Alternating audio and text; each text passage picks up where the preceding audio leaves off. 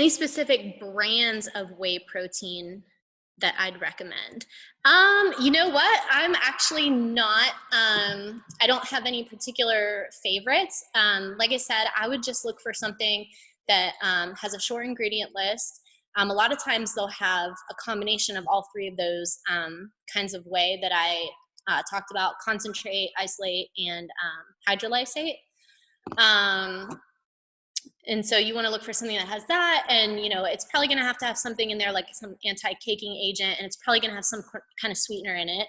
That's a given. So just find one that's short on ingredients and that doesn't have a bunch of junk. Like you'll see things that have like milk protein solids and, like I said, corn syrup in them.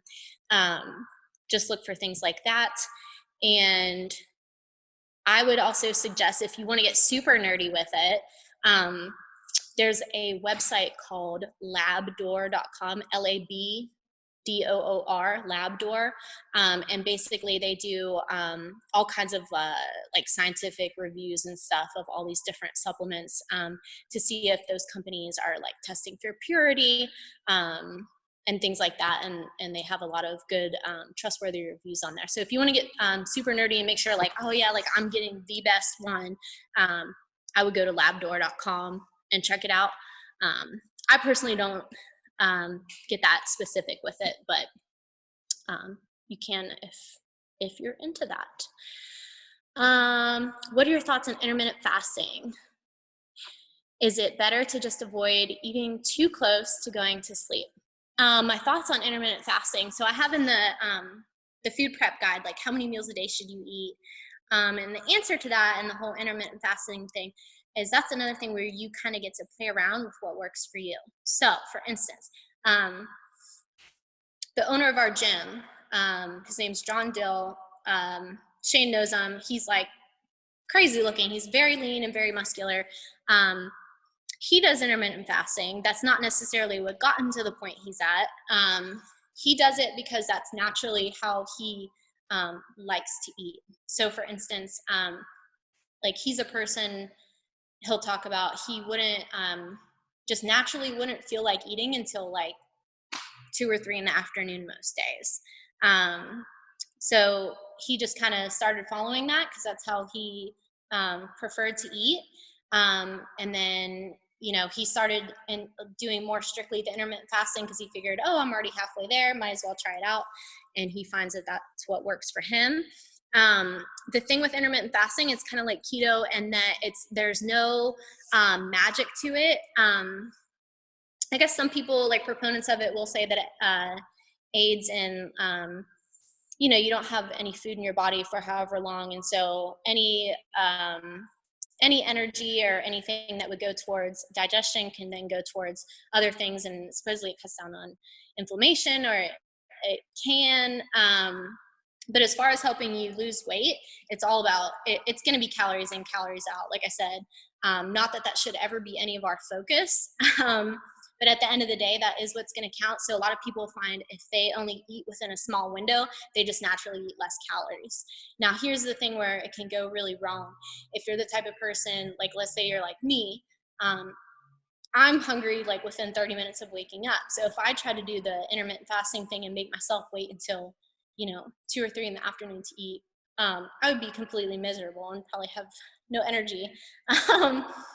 So you really need to do what works for you. Another thing is, if you try to force yourself to do that whole intermittent fasting thing, whenever you do open up that window of time that you're allowed to eat, a lot of times you'll end up overeating or not making the best choices. So it's definitely something that I would say, if you're interested in, go ahead and experiment with it and see if it works for you.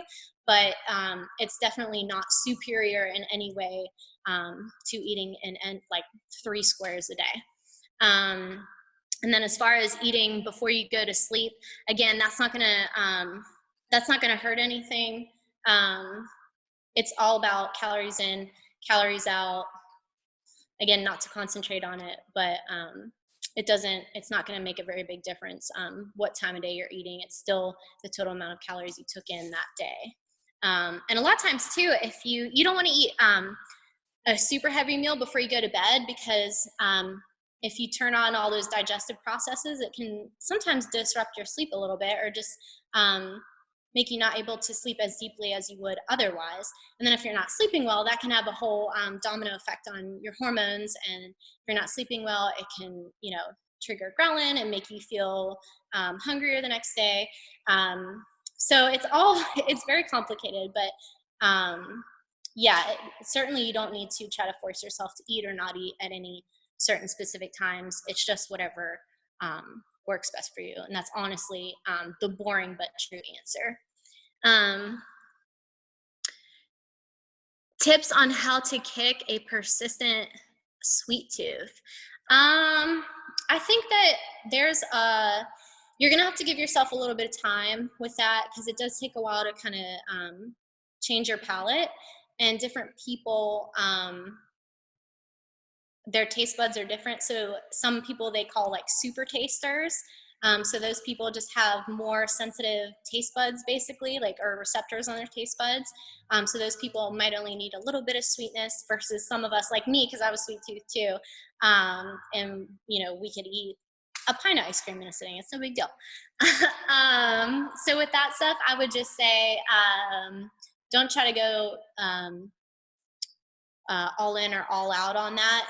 I would just slowly try to maybe cut down on things. I would also watch out for, if you have a sweet tooth, there's a lot of calorie-free sweeteners out there nowadays that are in a lot of different things. They make it really easy to get that constant sweetness, but I think that can kind of backfire if you have too much of that stuff, and can make you crave more sweets in the long run. So really, with all this stuff, if you want to try to start doing a little bit of food meal planning for the week, start to base things off of more whole foods, still keep some of that sweet stuff in there, but slowly over time, try to cut back a little bit.